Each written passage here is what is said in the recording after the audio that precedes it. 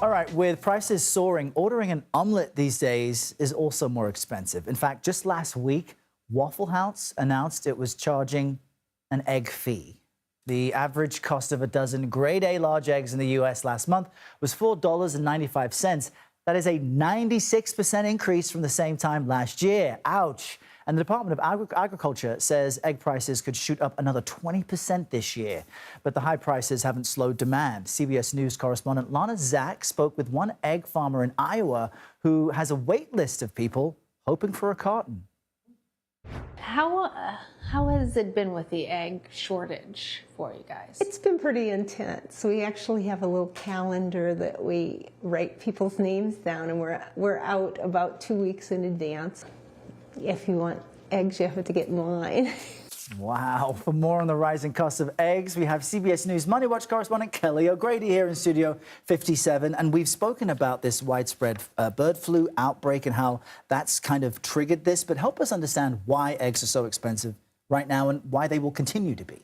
Yeah, so the bird flu, you have a shortage of eggs. You have millions of chickens that have had to been culled from that herd. So that's one reason, just because there is simply not enough eggs to fill that demand. But even if you go back to 2019, eggs have risen 170%. Wow. And so there's a couple of other factors like rising costs of feed, of labor, of fuel. It's sort of you see this in other areas of farming. I mean, we got inflation data. Meat was up 6%. So it's not just eggs. It's just that the situation is exacerbated because of this current bird flu. And we've seen images on social media of people at Costco hoarding eggs. We're hearing about people having to get in line one at a time at Trader Joe's to get eggs. Eggs are sometimes used in nice drinks. Egg whites, right? Careful for your cocktails.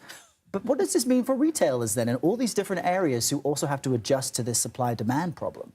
Well, they're having to navigate that frustration, too, when customers come in. Like, I was at Costco the other week, and I'm like, there's nothing here. They didn't have any. They didn't have any. Wow. And we're a big egg family.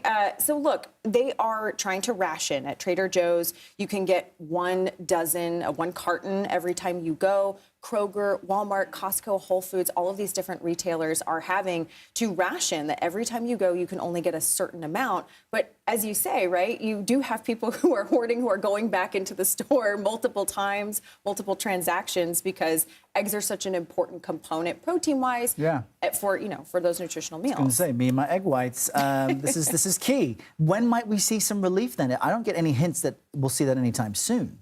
I don't think so. So the USDA projects that we're going to see a 20% increase on top of where we are by the end of the year.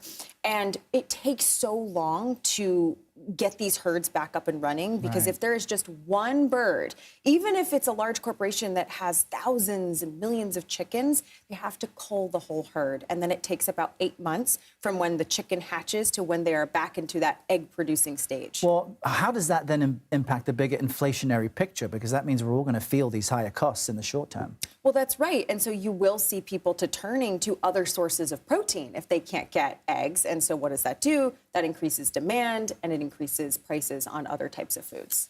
Yikes. All right, we'll find another place for our drinks, our eggs, and our protein. We'll keep having you back. Kelly, thank you so much. Great to have you here.